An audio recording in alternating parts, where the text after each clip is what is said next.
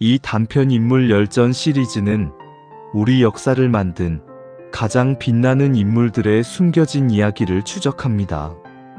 지난 편 우리는 신라 왕족 출신 궁예가 비극적인 운명 속중이 되었다가 야망을 품고 세상에 나와 후고구려 태봉을 건국했으나 결국 폭정과 광기 속에서 비극적인 최후를 맞이하는 파란만장한 삶을 보았습니다.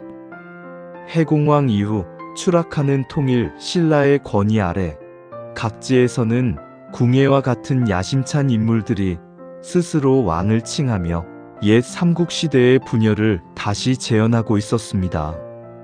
피 튀기는 왕위 쟁탈전과 지방 호족들의 난립은 한반도를 무법천지로 만들었고 누구나 힘만 있으면 천하를 쥘 수 있었던 후삼국시대의 격변이 본격화된 것입니다.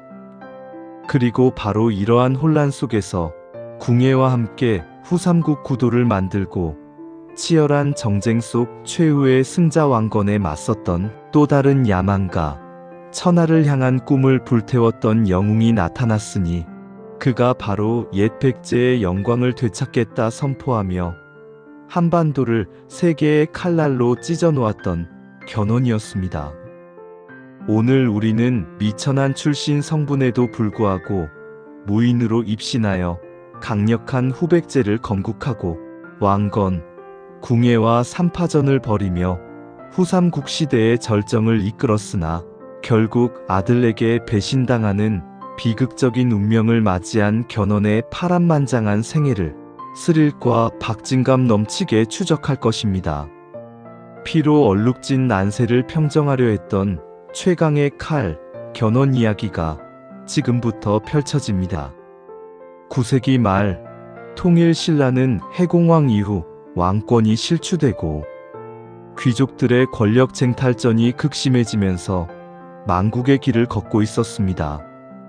중앙정부의 통제력이 완전히 붕괴하자 지방에서는 세금을 거둘 수 없었고 도적대가 창궐하여 백성들의 삶은 피폐해졌습니다. 이러한 때 신라 변방 상주 가은현, 현 경북 문경 출신의 가난한 농민 가정에서 태어난 견훤이 등장했습니다. 견훤은 미천한 신분에도 불구하고 뛰어난 무예와 배짱을 겸비한 청년이었습니다. 견훤은 군인이 되어 신라 변방을 지키는 일을 했습니다. 그러나 중앙 귀족들이 사치와 향락에 젖어 있고 나라 잃은 백성들의 고통은 나 몰라라 하는 현실을 보며 크게 분노했습니다. 이대로는 나라가 곧 망할 것임을 직감한 그는 신라 국가는 기울어진 운명이며 내가 왕이 되어 옛 백제의 영광을 되찾겠다 는 야심찬 꿈을 품게 됩니다.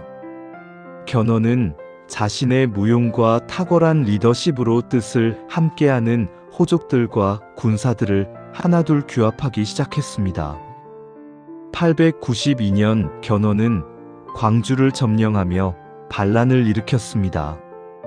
이 반란은 전국적으로 번져나갔고 호족 세력들의 지지를 받아 승승장구했습니다.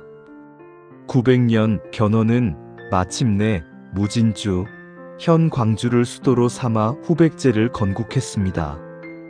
이는 궁예가 후고구려 태봉을 건국하기 1년 전의 일로 후삼국시대의 막을 본격적으로 연 역사적인 사건이었습니다. 견훤은 과감한 군사 전략으로 신라의 영토뿐만 아니라 백제, 유민들이 모여있던 전라도 일대를 평정하고 영토를 빠르게 확장했습니다. 견훤은 후백제 건국 후 백성들을 회유하고 안정시키는 데 노력했습니다. 특히 옛 백제의 영광을 계승한다는 명분 아래 백제 유민들에게 강력한 지지를 얻었습니다. 견훤의 강력한 리더십 아래 후백제는 군사적, 경제적으로 빠르게 성장하여 후삼국시대의 가장 강력한 한 축을 형성했습니다. 그는 정복활동과 왕건, 궁예 등 다른 경쟁자들을 견제하며 후삼국 시대 초기 주도권을 쥐었습니다. 견훤은 궁예의 태봉 그리고 왕건의 고려와 치열한 삼파전을 벌였습니다.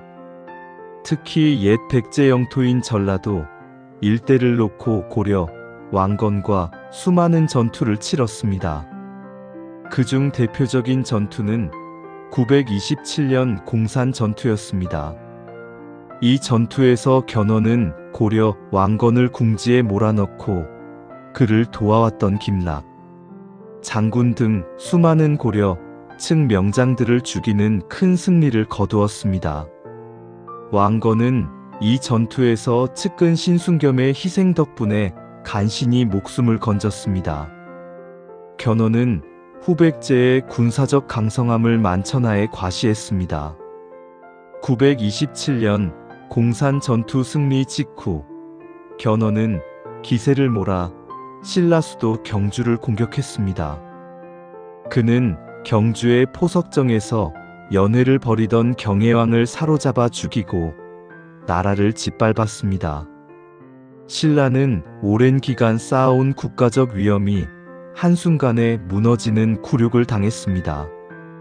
견훤은 불쌍하게도 경혜왕 뒤를 이어 왕위에 올랐던 김부를 추대하고 고려에 대항토록 했습니다.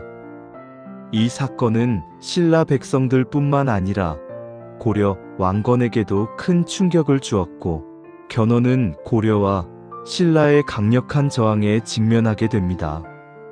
견훤의 말년은 비극으로 치달았습니다. 뛰어난 군사적 재능과 리더십에도 불구하고 그는 왕위 계승 문제로 가족 내부의 불화에 휩싸였습니다.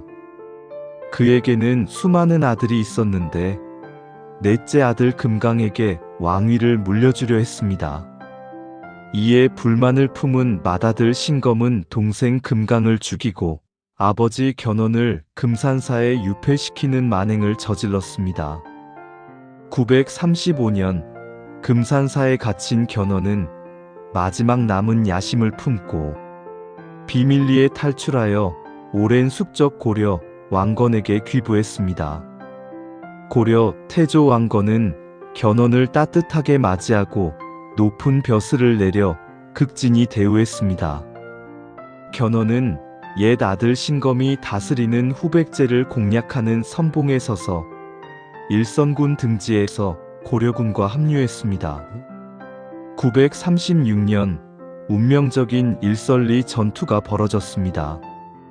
견훤은 자신의 옛 나라를 멸망시키는데 앞장서는 비극적인 운명을 맞이했습니다. 이 전투에서 고려 군이 신검의 후백제군을 대파하고 마침내 후백제는 멸망했습니다. 후삼국을 통일한 왕건은 감격했지만 견훤은 오히려 슬픔과 통한에 잠겼습니다. 그해 가을 후백제 멸망을 눈앞에서 목격한 견훤은 금강산으로 들어가 울분 속에서 최후를 맞이했습니다. 견훤은 미천한 신분에도 불구하고 혼란한 신라 말기 새로운 시대를 개척하려 했던 걸출한 영웅이었습니다. 강력한 군사력과 리더십으로 옛 백제의 영광을 재현하고자 했지만 왕위 계승 문제로 인한 가족 내부의 갈등과 아들 신검의 배신으로 비극적인 운명을 맞이했습니다. 그의 삶은 후삼국 시대의 극적인 역사를 가장 명확하게 보여주는 증거이자 패배자였지만 결코 역사에서 지워질 수 없는 강렬한 흔적을 남겼습니다. 견훤의 야망과 좌절은 후삼국 통일의 주역인 왕건의 고려, 건국에 깊은 영향을 미쳤습니다. 그는 왕건 같은 강력한 라이벌이 있었기에 고려가 더욱 강성해질 수 있었다고 평가되기도 합니다. 견훤은 후삼국 혼란 속에서 한 나라를 이끌었던 왕이었지만 그 어떤 승자보다 더욱 드라마틱한 인생 스토리로 기억되고 있습니다. 찢겨진 칼날의 주인 견훤, 신라를 부정하고 후백제의 야망을 불태우다. 단편 인물 열전 시리즈는 이것으로 마무리됩니다. 가난한 농민의 아들로 태어나 무인의 길을 걷고 혼란한 신라 말기 호족들을 규합하여 후백제를 건국하며 왕건, 궁예와 함께 후삼국 시대의 삼파전을 이끈 견훤의 파란만장한 일대기를 살펴보았습니다.